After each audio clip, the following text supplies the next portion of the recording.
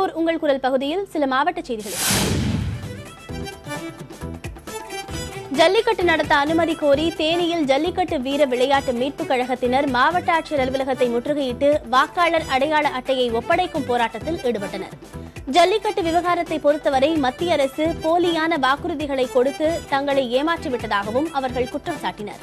இந்நிலையில் நடைபெறவிருக்கும் தேர்தலில் திருவெரும்பூர், விராலிமலை உள்ளிட்ட 6 தொகுதிகளில் போட்டியிடப் போவதாகவும் அவர்கள் தெரிவித்தனர்.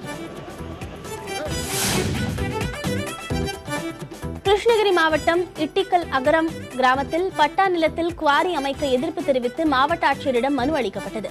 இப்பகுதியில் சுமார் 30க்கும் மேற்பட்ட குடும்பங்கள் வசித்து வரும் நிலையில் அரசுக்கு சொந்தமான இடம் என கூறி அரசு அப்பகுதியில் குவாரி அமைக்க அனுமதி வழங்கியிருக்கிறது. ஆனால் கிராம மக்கள் தரப்பில் தாங்கள் பட்டா நிலத்தில் வசித்து வருவதாகவும் சென்னை உயர்நீதிமன்றத்தில் வழக்கு தொடர்ந்து நிலத்தை அளிக்க கோரி உத்தரவு பெற்றும் இதுவரையில் அளந்து தரப்படவில்லை என குற்றம் சாட்டியுள்ளனர்.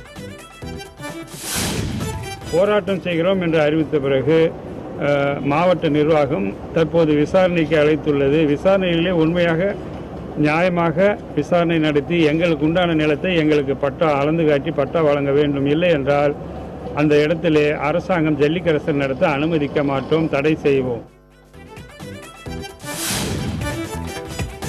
மதுரையில் கள்ளழகர் ஆற்றில் இறங்கும் விழாவிற்காக வைகை அணையிலிருந்து திறக்கப்படும் நீரின் அளவு 300 கன அடியாக குறைக்கப்பட்டுள்ளது. இந்த தண்ணீரும் இரவு 8 மணிக்கு முழுமையாக நிறுத்தப்படும் என பொதுப்பணித்துறையினர் தெரிவித்தனர். மதுரையில் நாளை கள்ளழகர் வைகை ஆற்றில் இறங்கும் சிறப்பு நிகழ்வு நடைபெறவுள்ளது. இதில் லட்சக்கணக்கான பக்தர்கள் கலந்து கொள்வார்கள் என்று எதிர்பார்க்கப்படுகிறது. இந்த நிகழ்விற்காக கடந்த 19ஆம் தேதி வைகை அணையிலிருந்து வினாடிக்கு 1500 கன அடி நீர் திறக்கப்பட்டது. நேற்று இது 850 கன அடியாக குறைக்கப்பட்டது.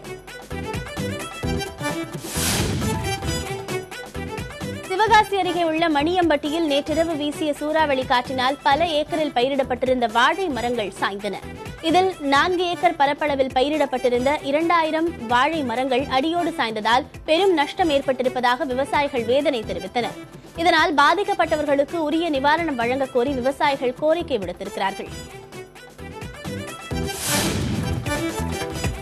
நெல்லை மாவட்டம் ராதாபுரம் தொகுதியில் பல்வேறு கட்சிகளின் வேட்பாளர்கள் தேர்தல் பரப்புரையில் ஈடுபட்டு வருகின்றனர். ராதாபுரம் தொகுதி அதிமுக வேட்பாளர் இன்பதுரை, பாரதிய ஜனதா கட்சி வேட்பாளர் கனி அமுதா, பச்சை தமிழகம் கட்சி வேட்பாளர் உதயகுமார் ஆகியோர் ராதாபுரம், வள்ளியூர் உள்ளிட்ட பகுதிகளில் பொதுமக்களை சந்தித்து வாக்கு சேகரிப்பில் ஈடுபட்டு வருகின்றனர்.